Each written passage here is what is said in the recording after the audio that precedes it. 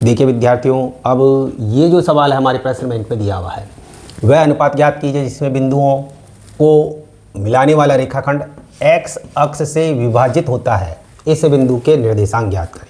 तो x अक्ष पर जो विभाजित होता है उसके निर्देशांक होते हैं x और 0। x तो होगा और y उस पर 0 होगा। और यहाँ पर हम m1 m2 जो अनुपात मानेंगे वो के अनुपात 1 मानेंगे। और यहाँ ये आपके बिंदु आ ही गया है, x1 y1 x2 y2।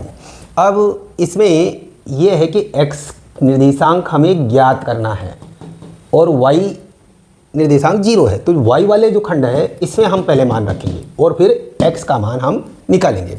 तो यहाँ पर रखते हैं हम 0, m1 m2 की जगह रखेंगे k+1 और y2 और y1 क्या है हमारे पास 5 गुणा -5।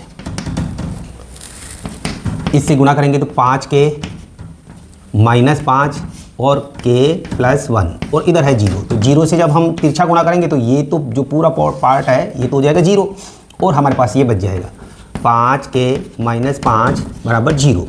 5 को हम पक्षांतरण करेंगे 5 के, इसलिए k बराबर आ गया 5/5 बराबर आ गया k का मान 1 आ गया हमारे। तो यहाँ पर ये अनुपात हो गया हमारे पास 1:1।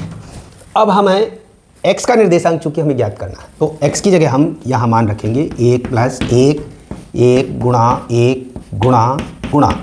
y x2 और x1 के मान रखेंगे। x2 का मान है हमारे पास -4 और x1 का मान है हमारे पास 1। 4 एकम 4 तो -4 प्लस 1 एकम 1 और नीचे हो गया 1 रेख 2। 4 में से 1 गया तो -3/2। तो x का जो वैल्यू आया वो हमारे पास -3/2 आया। तो अब आंसर लिखेंगे हम x और 0 में ये मान आ गया हमारे पास कितना -3/2। तो यहाँ रखेंगे -3/2 और 0। ये हमारा फाइनल आंसर हो गया। आपको समझ में आ गया होगा। अब देखिए इसमें यहाँ पर y अक्ष भी आ सकता है प्रश्न बदल करके कि y अक्ष से विभाजित होता है। तो उस कंडीशन में इस जगह हम क्या करेंगे 0 और y लिखेंगे और उस समय हम x के मान निकालेंगे और फिर y का मान ज्ञात करेंगे।